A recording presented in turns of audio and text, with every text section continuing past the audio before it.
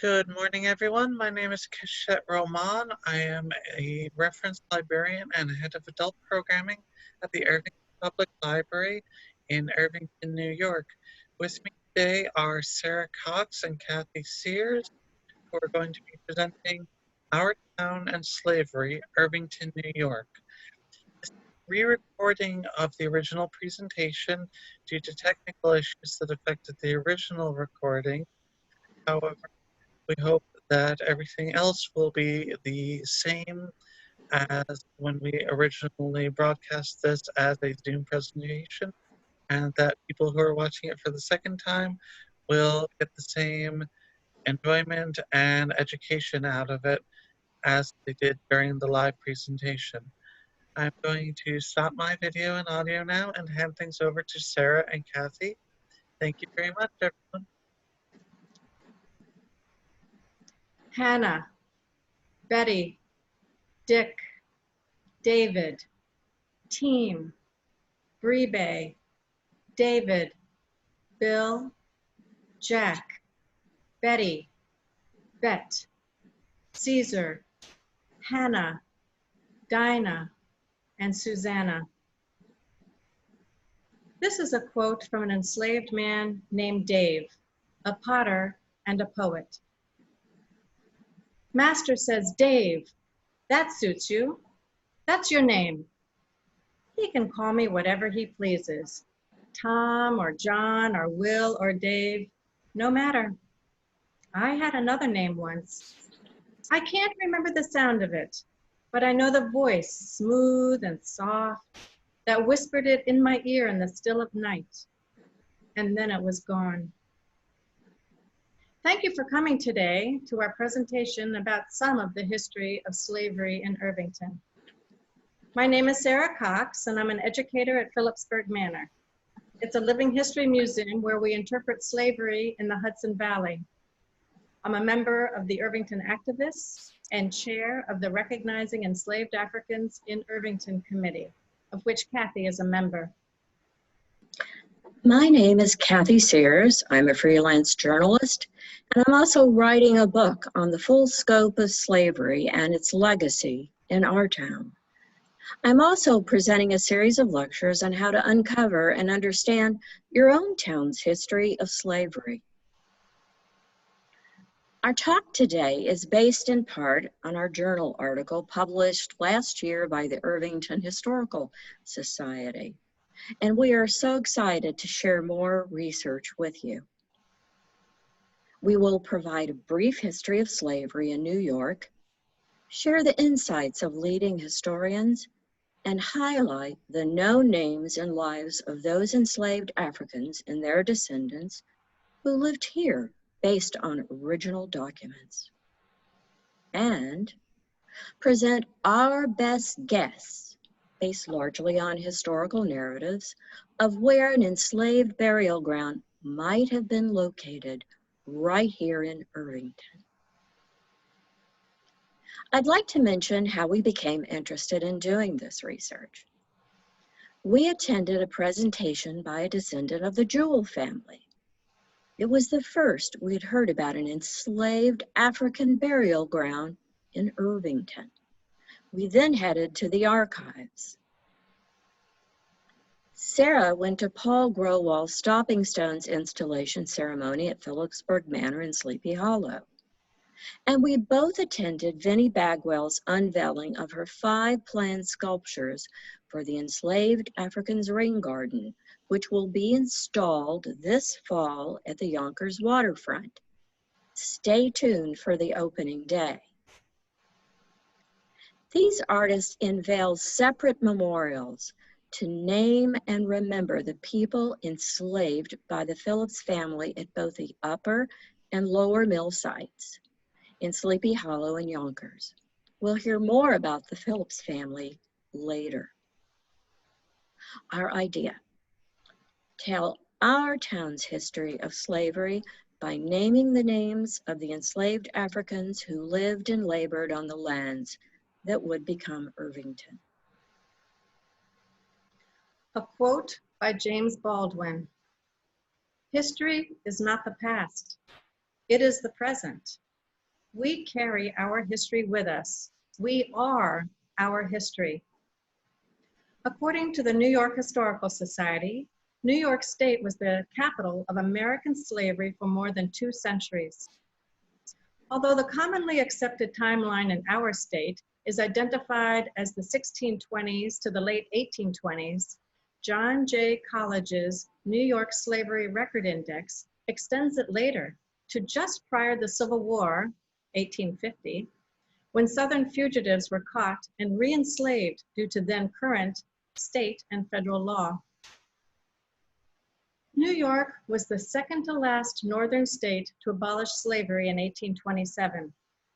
But the path to freedom was a torturous process that trapped Black men, women, and children in a maze of shifting laws, pushing the true end date of slavery to decades later.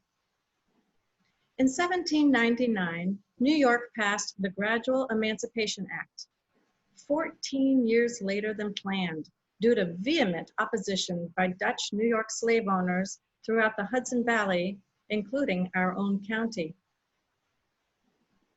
The law, quote, freed, end quote, all children born after July 4th, 1799 to an enslaved women. However, the children were now considered indentured and forced to provide free labor for their mothers and slavers. For girls, 25 years, and 28 years for a boy.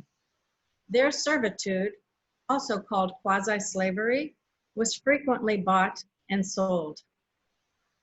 A second law followed in 1817 that promised gradual freedom to those born before 1799. But social historian Vivian Kruger writes that many of these newly freed people essentially remained enslaved, since owners could be reasonably confident that they would stay with their indentured children. This 1817 law further set the final date of manumission for July 4th, 1827, for all children born after that date. However, children born between 1817 and 1827 were forced to serve in indentured bondage for 21 years. This was for both boys and girls. So just think of the anguish for an enslaved mother whose daughter was born on July 3rd, 1827, which is the day before final manumission. She'd serve in bondage for 21 years, that is until 1848. Kruger concludes, separate ownership guaranteed separate manumissions of relatives and caused severe disruption as mothers, fathers, and children were freed individually and often many years apart. Bottom line, Kruger's research shows that it took another generation or so before Black children began to be born to parents who had never been enslaved or bound as servants. New Amsterdam colony found few prospective European immigrants willing to take on white indentured service, especially when it came to settling the wild lands beyond Manhattan. Prospects for owning land were bleak. The manors dispersed throughout the region were monopolized by the very wealthy, such as Phillips. Even a freeholder, that is a registered male voter with enough cash to lease or own land, was thwarted by these complex laws. Slave labor, though, was widespread throughout the colony and was compelling for both manor lord and tenant farmer alike. Here are a couple of examples. From 1670 to 1690, bartering was the norm in the Hudson Valley. It took a one-time harvest of 6 acres of wheat in Kingston to buy a human being. In the 1760s, one could pay a freeholder 60 English pounds annually, or pay 60 to 100 pounds to purchase an African captive for life, according to the Westchester County Historical Society. This plaque was installed in 2015 to commemorate the site of New York City's main 18th century slave market at 75 Wall Street. After it closed, sales continued on throughout the city and rural areas. The 1991 discovery and subsequent dedication of the African burial ground in Lower Manhattan put an immediate spotlight on the history of slavery in the colonial North.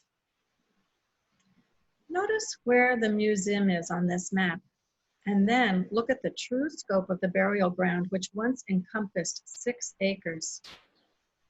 How could New Yorkers account for an estimated 15,000 enslaved and freed Africans buried and then forgotten? A reckoning began. Major exhibits on slavery ensued that brought to light slavery as a central institution in New York until its abolition. Exhibits also highlighted New York's deep commercial ties to the Caribbean and long-term links to the South, and that included Westchester County. A reframing of New York State school textbooks and familiar New York historical sites followed. Primary among them is Historic Hudson Valley's Living History Museum, Phillipsburg Manor, and Sleepy Hollow. What was missing, however, was our town's story. Phillipsburg Manor encompassed about 57,000 acres from the late 17th century to the late 18th century, extending from the Croton River to Spuyten Duyvil and sweeping east from the Hudson to the Bronx River. Phillipsburg Manor was more than 3 times the size of Manhattan and nearly 20 miles long. And here is another map of the manor within Westchester County today. These holdings were a patent bestowed by the English crown upon the politically savvy Frederick Phillips, one of the colony's richest merchants, who'd bought up all of this land. The loyalist Dutch Phillips family was actively involved in the slave trade, including piracy, beginning in 1634. They were also one of the largest family of slave owners in the colonial North. By the mid-18th century, about 150 European tenant families rented land from the Phillipses. 4 Irvington families settled here much earlier. The Eckers came about 1650, with the Buckouts, Dutchers, and Harmses following over the next 50 years or so. Both the upper mills, where Irvington is located, and the lower mill sites relied on the forced labor of several generations of enslaved men, women, and children. 23 people alone lived and toiled at the Sleepy Hollow commercial hub of the estate in 1750. A Yale historian and cartographer put together this map of slavery in New York based on the first federal census. These varied pink bubbles indicate the size and range of slavery in New York State. Note the entire Hudson Valley and greater New York area. New York historian Travis Bowman has drilled down into this data about slave-owning households and found that in 1698, 48% of households in Westchester owned enslaved Africans. Bowman and other historians pointedly state that in these tight-knit communities, it was impossible to avoid in some way interacting with and/or benefiting from slavery. We used the same analysis locally. 100 years later, in 1790, 1 out of every 4 households in Greenburgh Township enslaved people. Among the 13 families in Irvington, the number jumped to 1 out of every 2 households. On top of that, some of our founding families enslaved 4 to 10 people. Tenant farmers were obligated to pay rent, mostly in wheat and other food. But it was the blood, sweat, muscle, and intelligence of enslaved Africans who labored to help establish and sustain these farms from the colonial to the Revolutionary War era and beyond. This is a quote by an enslaved African whose name is John Jay. He wrote about his enslavement in New York. Our labor was extremely hard, being obligated to work in the summer from about 2 o'clock in the morning till about 10 or 11 o'clock at night, and in the winter from 4 in the morning till about 10 at night. The horses usually rested about 5 hours in the day while we were at work. Thus did the beast enjoy greater privileges than we did. There's a long-standing myth that slavery in the North was mild compared to the antebellum South. But capital punishment and torture occurred in New York, says Bowman, adding slavery is a cruel, morally bankrupt system wherever it exists. We can see from this 1785 map the location and the names of the tenant farmers who bought portions of land that they had been renting in our area. From the northern boundary of the Irvington School District, which is approximately where the Montefiore campus is, and heading south to the Dobbs Ferry border, we have Glode Requa, Jacob Van Tassel, Peter Bont, Abraham Acker, also spelled Ecker, William Dutcher, Jan Buckout, John Jewell, Jonathan Odell, and Daniel Wilsey. Now we look at the 1790 census of Greenberg and we find our area. We see some of the same names as well as some new ones, but it's interesting to note the quote slave column on the upper right-hand side. Now we know Daniel Wilsey enslaved one person, Jasper Steinmetz, 8 people, Jonathan Odell Sr., 4 people, John Odell, 4 human beings, William Dutcher, 1 person, Abraham Acker, or Ecker, 3 people, Glode Requa enslaved 9 human beings, and William Acker, or Ecker, enslaved 1 person. This further motivated us to search for the rarely recorded names of the enslaved Africans among the vast majority who show up as mere numbers on this and other censuses. History tends to be written by the victors. So too do our historical documents and monuments. As a result, our historical memories tend to reflect the experiences and perspectives of the landowners and enslavers, rather than the human beings who were enslaved. Locally, you would only need to look at our Revolutionary War marker and many of the street names for examples of the ways in which historical memory is shaped. These founding families did not break ground by their labor alone. The majority of our founding families on our Revolutionary War marker and on our street signs enslaved human beings, and some for generations. Servitude and bondage most likely followed for decades. We also found this to be true for their extended families on other parts of this township and county. Speaking of founding families, Justice Dearman, for whom our village was named, shows up on the 1820 and 1830 Greenberg Township census with a young, quote, free colored boy, end quote, who was most likely serving his term of indentured service over 2 decades. Enslaved people generally lived in the cellars or attics of tenant farmers' houses. They labored in small groups or individually, their families dispersed among separate owners. Records show this dense wilderness had to be cleared of trees and stones, field and garden crops cultivated, orchards planted, wheat threshed, livestock tended, fields fenced, and structures built. The work was undeniably backbreaking and never ending. Our goal was to discover who were these enslaved Africans and their descendants. We then took a deep dive into local, county, and state archives to find original documentation such as wills, estate inventories, and sales records. We'd like to give a quick thank you to the librarians, historians, and archivists at these institutions you see on the screen, and so many others who were extremely helpful in our research. This is a snapshot of what we have discovered to date. The names of 15 of the many enslaved African women, men, and children who lived and labored in what is now known as Irvington between 1729 and 1807. Forced labor continued here for decades for many unnamed people caught in slavery and servitude.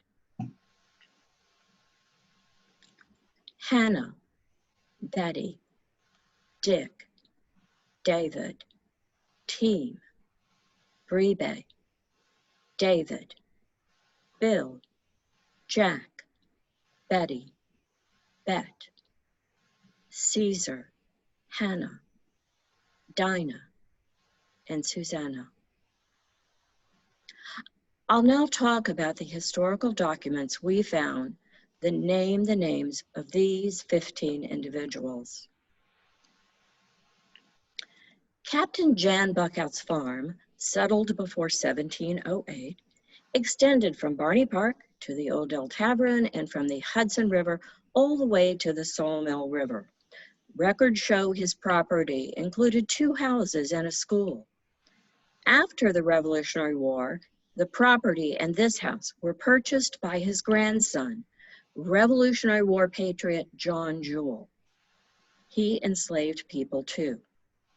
Here is an undated photograph of the farmhouse on the Hudson River. The house's location was immediately east of the original Cosmopolitan building, approximately the site of the Eileen Fisher Renew store. Captain Jan Buckout's will, 1774 will, details how his estate was to be divided up among his extensive family members. This veteran of the French-Indian War bequeathed the enslaved Hannah to his second wife, Deborah. Buckout then added another clause in his will. Upon the death or remarriage of his widow, Hannah's bondage would continue through whichever child Deborah liked best. Here is the excerpt from Jan Buckout's will. This transaction had significance for both women.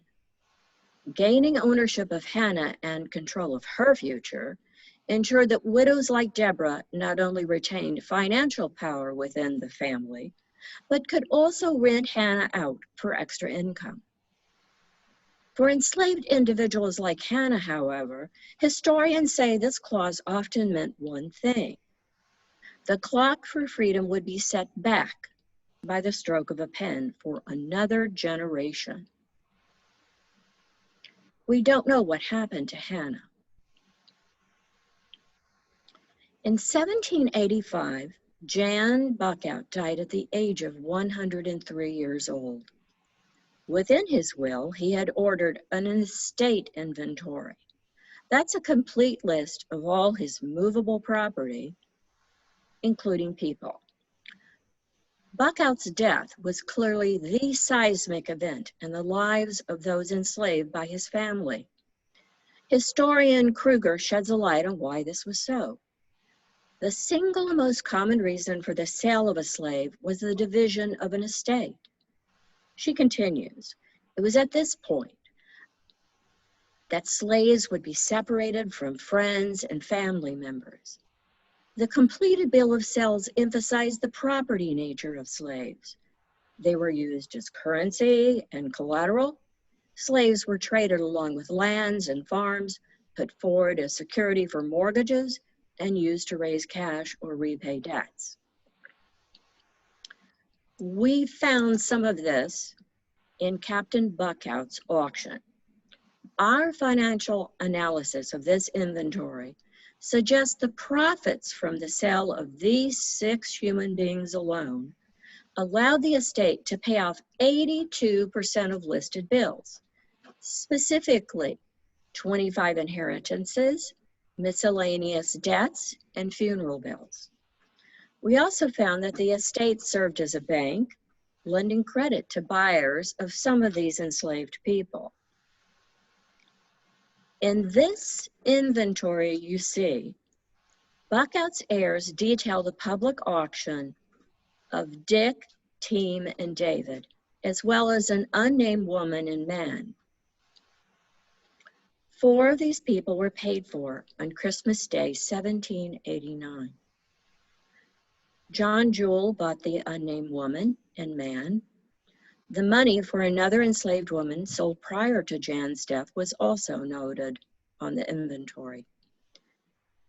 Based on this inventory and other documents, we know that Dick, Team, and David's new owners were local people known to the Buckout Jewell family via business or marriage.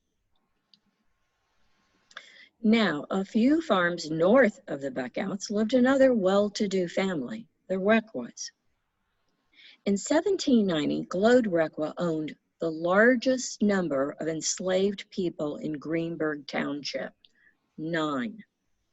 Another of our tenant farmers, Jasper Steinmetz, who lived on the southern border of Irvington, was the second largest enslaver in the township, with 8 individuals. Had it not been for the drowning of the enslaved Brebe the year before, the first federal census would have reflected ownership of 10 people by Glode Requa. I'm going to read this document to you. The same justice returns an inquisition on him, by him, on the bodies of James Requa and Glode Requa Jr. and Brebe a slave, by which it appears that the said James Requa and Glode Requa Jr. and Brebe a slave were drowned in the waters of the Hudson River by the oversetting of a canoe in which they were in. We know that James was 20 years old and Glode Jr. was only 14. Brebe might have just been a teenager himself. In 1802, Glode Requa sold a boy named David between the ages of 9 and 10 for $125 to a nearby farmer. 5 years later, the heirs of Glode Requa's inventoried his estate and sold 4 more children, Bill, Jack, Betty, and Hannah. This is an especially painful document to look at because we are looking at children. That's what we're talking about. Again, Bill's price of $200 was the same paid for 8 cows. The $75 received for Hannah was equivalent to 1 mare and 20 sheep and 15 lambs. Auction items from these 2 estate inventories also offer historians and us a lens into the type of labor local enslaved people did, which ranged from manual to highly skilled labor. For example, we discovered woodworking tools, 8 different animals to care for, milk and butcher, heavy iron yokes, an ox-driven wagon, a plow, stored wheat, corn, rye, buckwheat, along with a half-grinding stone for milling. In separate records, we found a valued fishing net and beehives for honey. Household items included a Dutch loom for weaving, a butter churn ladle and tub for butter making, and cider barrels for making cider and vinegar. There were also orchards requiring picking and preservation of fruit. Here is the name of a captive woman named Dinah, which a local historian says may or may not be her correct name. She shows up in a Revolutionary War tale published in Robert Bolton's 1848 Westchester County History. Dinah was enslaved by Jacob Van Tassel, an earlier settler. He shows up on the map of our tenant farmers where Washington Irving later lived. In the case of Dinah, she successfully helped protect a Van Tassel daughter from being kidnapped by the British and their sympathizers. The vast majority of those enslaved Africans who did protect founding families' property during the Revolutionary War, however, remain unnamed in our history books. Many of us are familiar with the Odell Tavern, but Jan Harms was the original tenant farmer and in fact built this house in the late 1690s. His daughter and her husband then took over the lease. Captain Jan Harms, who served in the French Indian War, owned an enslaved woman named Susanna Dirksey. She was baptized in 1729 in the Philipsburg Manor Church, now known as the Old Dutch Church at the Upper Mill site. And for the first time, we see a last name for an enslaved person. We can see that her last name is Dutch, likely revealing the name of a previous enslaver. Caesar, enslaved during the Revolutionary War by the wealthy tenant farmer Jonathan Odell, appears in J. Thomas Sharp's 1886 Westchester County history. In this excerpt, marauders repeatedly tried to hang Caesar in an effort to gain information. A fellow enslaved person saved him. The wealthy Jonathan Odell was the final leaseholder who, after the Revolutionary War, bought this property and then turned the house into the tavern we know today. He and his vast extended family in Greenburgh and the county were enslavers for decades. You see Caesar's name here? And even before that, saw in the 1790 census that Odell owned 4 people. Well, we found this document that shows the Odell family still held people in bondage 35 years later. Manumission laws required that slave owners had to provide for the welfare of elderly and non-skilled enslaved people, so the burden would not fall on the state. This 1825 document shows that 6 years after his estate had been settled, funds Odell had ordered to be put aside for the support of people he had enslaved were finally going to be made available. $142.85, if should be necessary. The author of the record, Isaac Vermilye, was an enslaver too. Now we will talk about the Dutcher family. Their house was located in Matheson Park. The farm, in fact, incorporated the center of Irvington and extended all the way to the Sawmill River. Johannes Dutcher and his family owned people too, during and after the Revolutionary War, including an enslaved woman named Bet, as noted here. I'm going to read an excerpt from Johannes's will. Unto my wife Rachel, my Negro wench Bet, during her life. After my wife's decease, then unto my granddaughters Mary and Leah. Unto my well-beloved son, a Revolutionary War patriot, by the way, all my Negroes excepting Bet, and my horses excepting my wife's chair horse. There are 2 important points about this. It's heartbreaking to see that Bet's enslavement could go on for 3 generations. And I want you to notice next in the will the phrase, unto my well-beloved son William, my improvements with the consent of the landlord. We saw this phrase in many local wills we read.